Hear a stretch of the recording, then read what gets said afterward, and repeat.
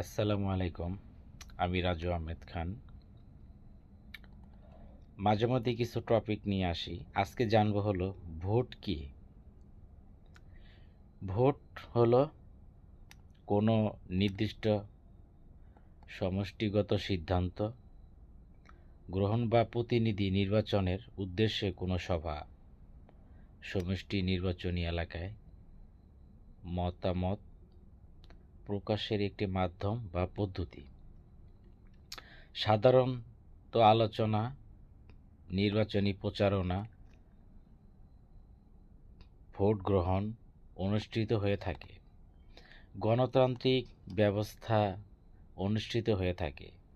গণতান্ত্রিক ব্যবস্থার ভোটের মাধ্যমেই প্রতিনিধি নির্বাচিত করাই হচ্ছে ভোট।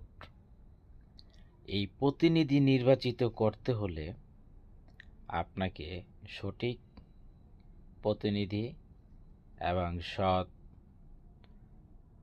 তাহার লক্ষ্য উদ্দেশ্য, মাদক, ভূমিদস্যু, সন্ত্রাস, চাঁদাবাজদের বিপক্ষে যার অবস্থান, যার সমর্থন, যার ঐক্যতা, যার সমঝোতা, যার নৈতিকতা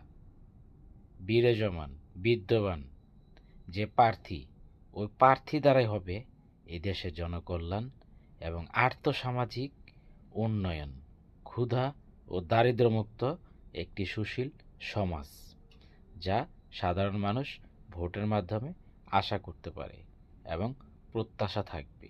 এবং ওই প্রার্থীর দ্বারাই দেশ পরিচালনা হলে দেশের অর্থনৈতিক, সামাজিক, রাজনৈতিক, শিক্ষা, আইন শৃঙ্খলা, সর্বোপরি উন্নয়নমূলক কর্মকাণ্ড দেশে পরিচালিত হবে।